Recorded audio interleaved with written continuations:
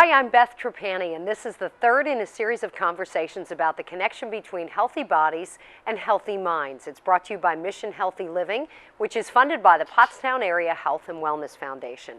And our guest for this conversation is Cindy Gadzicki, and she's a health and physical education teacher in the OJR School District, specifically at the high school. Cindy, you've been with OJ for 27 years, and this is your 34th year of teaching, so quite a wealth of experience.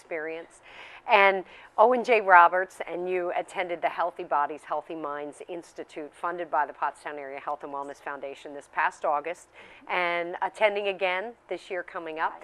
And we wanted to talk about what you learned at the Institute and how you're incorporating it in OJ. What would you say was the number one kind of takeaway from the Institute for you?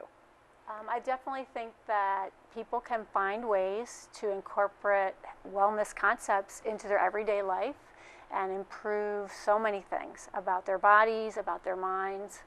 So it's all about the connection between, as you move, it kind of feeds your mind, it primes your mind for learning. Yes. How do you see that play out as a health and physical education teacher in your school? I see it in very many ways. I mean, obviously teaching the physical education piece, having students active. In particular, what I tried to do was incorporate some of the information that I took away from the foundation and actually started a program where students exercise specifically every day, the very first period of the day, 5 days a week at 7:30 in the morning, which is very early, to try to improve their ability to be successful at school. You know, especially at the high school level, you hear so many kids say that they're tired. We know that our high school kids aren't sleeping enough. How does physical activity help them kind of push through that? It really does, and I actually did a little survey with the students a couple of weeks ago where there was a continuum, and I had the continuum on the left side said that you were feeling low energy, little bit of just kind of down, and at the other end, higher energy. So I asked them before we started the day where they were on the continuum, and then we went up to the area that we work out in, and after they were finished a fitness activity, they did about 20 minutes of cardio activity. They came back and I asked them to put the after effect where they were on the continuum after we were finished, and all but one student showed significant improvement in their energy level and in their moods. And that's so terrific. We see it every day. Have you gotten any feedback from other classroom teachers about how physical activity is helping student performance in the more sedentary classes? I have. In fact, the group of students that I work with have direct instruction from just a handful of teachers, and they see significant improvements in their ability to focus, particularly the class that follows initially right after the physical activity. They've seen things like improved attendance with those students, improvement in their discipline during the school day. So there are numerous aspects that they're finding are getting improved. You are working specifically in this class with special needs students? They're students that have not been extremely successful at ONJ, okay. So they're in what's a contained classroom, and like I said, they have direct instruction through a number of teachers who have volunteered to work with them. And we are seeing great improvements in their ability to pick up material, as well as ability, like I said, just to make it to school every day, which is great. Terrific. Tell us about the team that you took to the Institute. We took a number of teachers, nurse, a number of support staff, and we went to all different places so that we could pick up as much information as we could. And teachers were talking about doing brain breaks during classes to try to help kids stay focused, right. Exercising before some of the standardized testing that we do. And how do they go about working that in? Because the thing that you hear so often, if you have a friend or a neighbor who's a teacher, is there's just no time.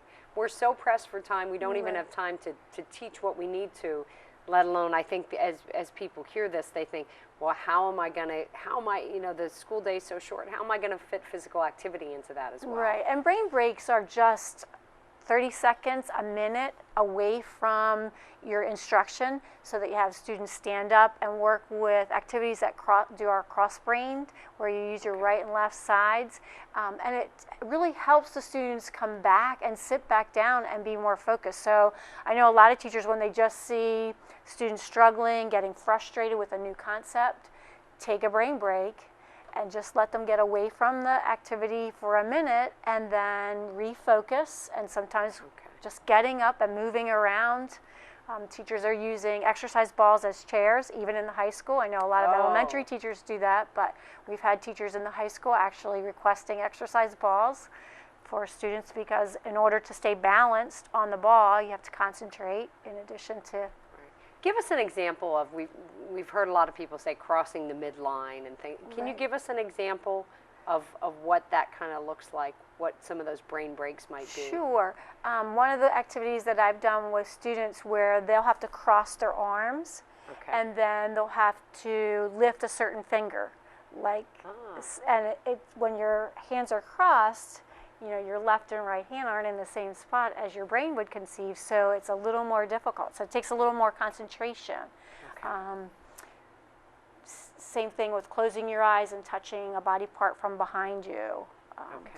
So engaging your brain in different ways. So it sounds like there's two types of things. One, engaging your brain in different ways, and two, just the sheer physical activity and the cardio that so many of our kids aren't getting these days.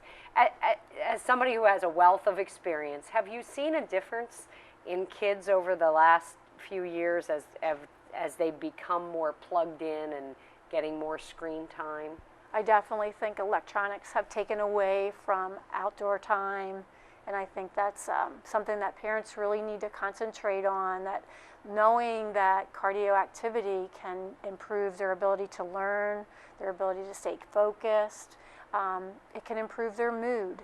I mean, they've done studies that exercise is as effective as Zoloft is for treating depression. So I would recommend that every parent try to role model activity, as well as making sure that your child gets engaged. And it doesn't have to be a structured activity. It could be going out and riding a bicycle or taking a walk. So I think that's real important. Your advice for parents when kids come home and they've already spent a long day at school. Some parents say I have to have them sit down and do their homework or they'll never get back to it. I absolutely never did that with my kids. I actually requested that they go out and play. Just get away from the concentration piece for a little while, get some physical activity, and not get away by watching TV or sitting down on their phones. But I would definitely encourage them to have them go outside, take a half hour, because I think then the quality time that they'll spend on their homework will be valuable time. They'll be able to concentrate. They won't be distracted near as much. I think all of us, when we are finished an exercise bout, we realize that kind of energized feeling that you have, but it's also easier to sit down then, because you might be a little bit tired, but you also tend to have your bloodstream is energizing and your brain is energized. It's a really good time to try to learn something too. In the third worst winter that Eastern Pennsylvania has experienced, what do you do if you can't send them outside because it's 20 degrees and there's 2 feet lots of snow? of things, and you don't need many things. You don't need equipment. You don't need a gym in your house. Stairs, walking up and down the stairs. A jump rope doesn't take very much space. You know, if you have a basement, there's so many things. And today, there's so many things. If they're going to go online and find an exercise program. You can find an exercise program anywhere on YouTube and just do 20-minute bout of exercise with somebody leading you. It's great encouragement, too. Terrific. At Owen J. Roberts, teachers have organized some exercise classes for staff as well? We have. We have yoga after school. We've had Zumba after school. We have workouts where teachers get discounted rates to sign up for boot camps. And so, yes, we've really tried to incorporate and role model what we would also like to see the students do. Terrific. If another parent or educator in the area is watching this and they say these are the kinds of things I would like to bring to my school district, what would your advice be? To definitely go to one of the wellness conferences, because you walk away with a bag full of ideas. simple ideas that don't cost a lot of money, that don't take a lot of equipment, that you don't have to be a physical education teacher to incorporate them into your classroom.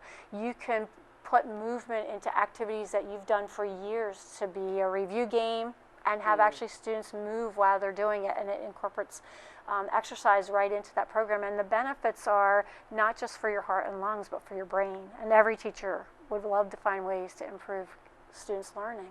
Absolutely. So folks should sign up on the website for the Healthy Bodies, Healthy Minds Institute. Great. Cindy, thank you so much for joining us. Oh, you're welcome. We look forward to hearing more about how Owen J. Roberts continues to grow in this area. All right, thank you. Again, this is the third in a series of conversations about the connection between healthy bodies and healthy minds, brought to you by Mission Healthy Living, sponsored by the Pottstown Area Health and Wellness Foundation.